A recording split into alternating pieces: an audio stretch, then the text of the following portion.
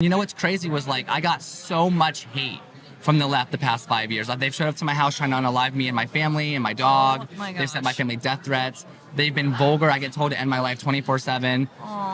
But I used to let it affect me. And then all my friends that are so iconic, like older millennial, he always tell me, he's like, Ken, he's like, you're doing something right. Yeah. And when people started telling me that, I'm like, that's so true, because everything that I've ever said has 98% of the time has been factual. Right. And they're just mad because they're living in their own delusion. Now's the time to finally speak up. And if you're scared to, remember, it's Republican, not Republicant. Would love to hear like your opinion on everything happening in America. Gen Z, like you definitely were talking about Gen Z, and I really love your perspective on what you think is happening with Gen Z right now. Yeah, of course. So honestly, like before I even start, I'm very lucky with what I do. I was very lucky since 19. I've been speaking, and my life has changed exponentially. But because I'm Gen Z, I have seen from my community that a lot of Gen Zers are not having the American dream anymore.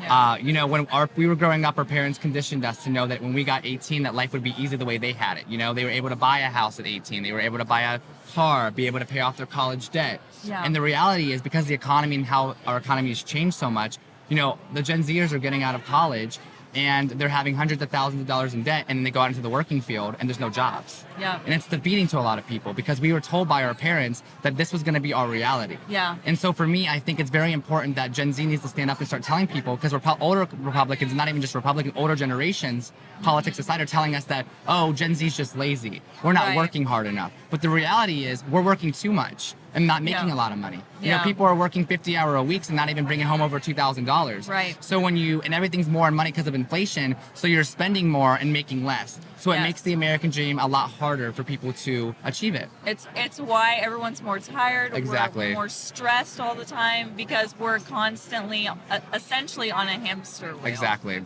On a hamster wheel. And, you know, not only that, but it's like, I think college used to be something that could take you places. Yep.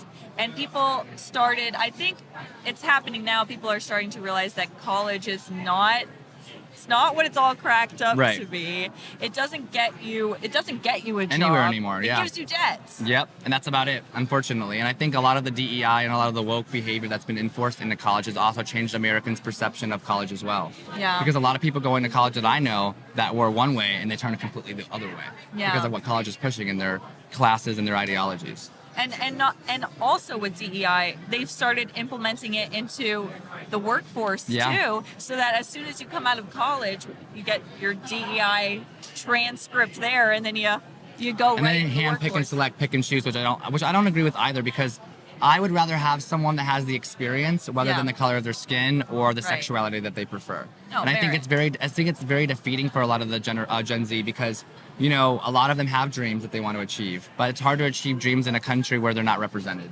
Yeah, and I think that's so great that you're talking about it. Of course. And for you personally, because I want to get to that. You're sparkly, and I love you. Thank you. So, could you tell me I'm talking with a lot of people about like what was their final straw? What was their turning point Yeah. that got them to finally start speaking up? Like, what was Well, yours? for me, it was in 2020. It was actually right before the election. It was the summer before.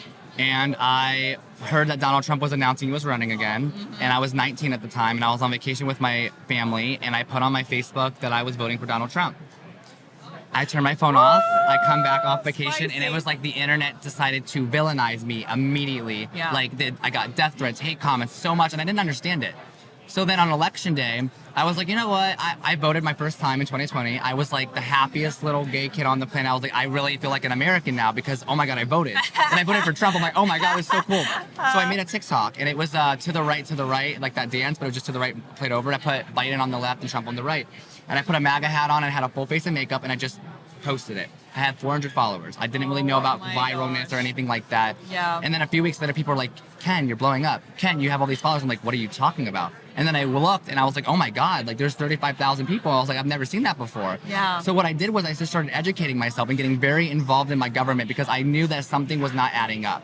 There was Yeah. a lot of lies going on. Yeah. There was a lot of illegal behavior going on behind closed doors. Yeah. And I realized I didn't see anyone my age speaking about it at the time. Because in 2020, especially in the gay Oh. world, it was like me and Christian Walker. Yeah. That was it. So I wanted to start speaking out. And I guess they mixed beauty with politics, and people just loved it. And Yeah. then people were like, well, liberals are like, well, you wearing makeup, you look like a liberal. How could you not vote for Kamala or Biden? And I'm like, because that's not about what voting is. Yeah. Voting is not about how you feel. It's what you want for your people and your country. And Yeah. I think that a lot of people have kind of forgotten what voting is all about. It's not about your DEI or your feelings. It's about what you want, not for yourself, but for the entire country. Yeah. And that's what really inspired me. And with all the love that I got, I was like, wow, I really want to do this. And so I just started studying and reading and talking and listening. And it really changed my perspective on so many things. Yeah. And then, 5 years later, I'm very grateful to be here, and my life has changed exponentially. Yeah. And I'm very grateful for it. That's amazing. Thank you. Amazing. And I think it's very important too for people to realize that there are so many Republicans on the right that love the gay community. They do. They love me. Oh my God, they love me. Like, It's insane. I love the gay. Like I do love too. the It's gay beautiful. And what's crazy was I got so much hate from the left the past 5 years. They've showed up to my house trying to unalive me and my family and my dog. Oh my They've sent gosh. my family death threats. They've been vulgar. I get told to end my life 24/7. But I used to let it affect me. And then all my friends that are so iconic, like older millennial, he always told me, he's like, Ken, he's like, you're doing something right. Yeah. And when people started telling me that, I'm like, that's so true. Because everything that I've ever said has 98% of the time has been factual. Right. And they're just mad because they're living in their own delusion. Yes. So for me, I was like, you know what? I need to do this for my country. And I knew that and after the Biden became president, Yeah. I just watched America fall into this Yep. deep hole. Yep. And I was like, oh my God, no one else my age is speaking up about this. I have to do it. Yes. And then I just started standing up and speaking. And it's just very awesome to see how Republicans have been so loving and nurturing to me since day one. Yeah. These people have treated me like family. Yep. They have my back, and they treat me like a human being. Yep. They don't care that I'm gay. No. Even if they don't agree with it, they're not telling me I'm less than. Right. They say, you know what, Ken? I might not agree with the gay, the makeup or whatever, but what you speak is more important than how you look. And that Right. changed my perspective. It was such a beautiful thing to hear. Right. So I think Republicans also too, I don't ever think they were homophobe. I think there's bad apples on both parties. Yes, But I think that the 100%. Democrats created that narrative that Republicans are evil and racist and homophobic and they just want all straight white people. And I'm like, that's not true at all. Because the Republican Party, from what I've seen, especially on the internet, is so diverse in every multitude. Yes.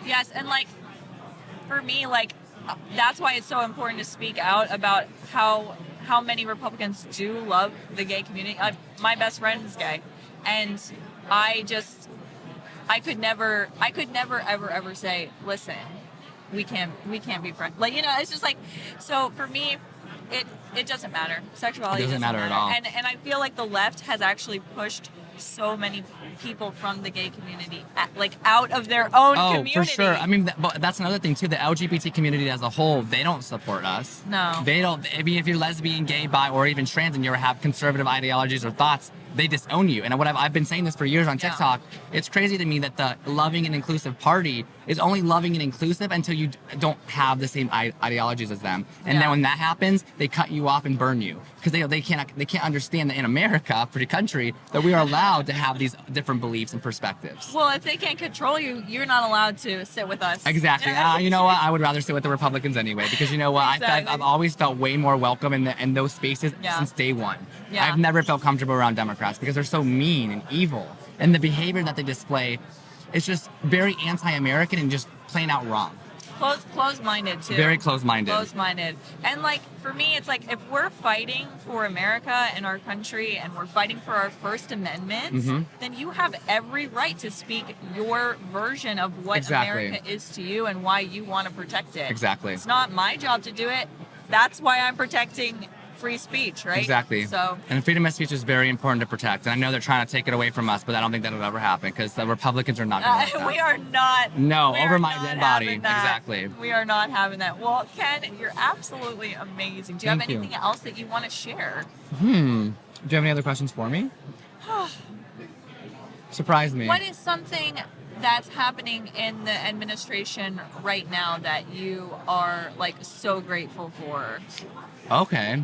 Honestly, one of the big things for me was mass deportations. Yes, same. Because watching American lives be taken because of the Biden administration's failure Yes. of a border control Yeah. really hurt my feelings. Watching American citizens be harmed in their own communities and watching the government not give one F about them really just hurt my feelings because Yeah. it's they are, in my opinion, Americans come first. America Yep. first. Yep. And the fact Absolutely. that the last 4 years, it wasn't America first. No. It was Let's send all of our tax dollars to the Ukraine. Let's send all of our tax dollars to these illegals. Let's put them in nice hotels while our veterans are starving on the street. And that pisses me off, and I've been very vocal about this since day one. Veterans should be treated like royalty. They fight for our rights that we take, we're so grateful for, we take advantage of, and they get treated like the lower end of the stick. I don't think that's fair. And for the Democrat Party to sit there and just diminish that and take care of these illegals that are not coming here for freedom, they're coming here with their own personal agenda to cause problems. I'm not saying all of them, but a majority of those, 8-9 million people, they're not here because they want freedom. They're here to cause problems. They're here to harm Americans, and I don't like that. And so for me, I think it's very important, and I'm very grateful that Donald Trump is doing what he's doing. I think the alligator Alcatraz is hilarious. They're not actually eating. Funny too. It's hilarious. They're not actually eating people, but we're in Florida. There's going to be alligators, people. But I think what he's doing is great, and he's coming back and telling people that America comes first. And this is the first president in a very long time, and I've only been alive for 24 years, but from my own eyes, he's the first president since I've been alive that I've actually seen that he cares and wants the best for the American people, even after what happened in Butler. He didn't even stop right there. No. That was a sign from God that he had an obligation to protect the American people, and he's doing that, and I'm so proud of him. Except the Epstein stuff. But we're not gonna get. I know we're not gonna talk about it right now. But everything else, love the Epstein stuff. I'm like, don't lie to us. I'm over it. Because that was like, to me, I was just like, you told us 7 months ago we're having it, and now you're saying, well, why are you worried about it? Because the world's evil. We need to know right now these people, who they are, because they don't deserve to have power. They don't deserve to be controlling our world because they're hurting children. And our children are our future generations to run our country. And if our children are all messed up, then the world's just gonna keep getting worse. Yep. And I was like, we have the best, most transparent administration ever. And then they say that, I'm like, oh my God. And Pam Bondi, you need to step down. Pam.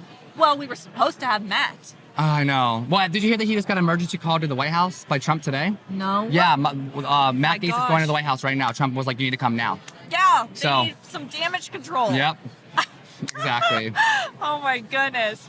Well, I also would agree with the border. I mean, especially seeing not only the damage that it does to Americans that are being affected and harmed, the fentanyl crisis. Yep. Oh my God, the child trafficking. I know. My God.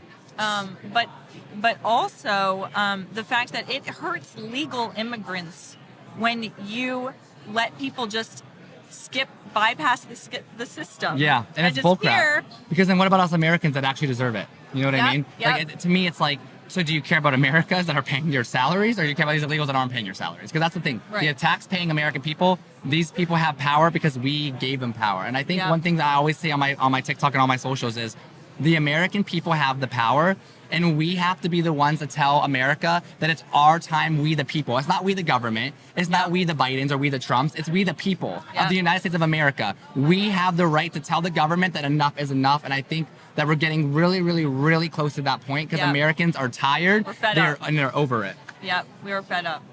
Well, I think that you are a fantastic part of that fight. Thank you so much. So are you.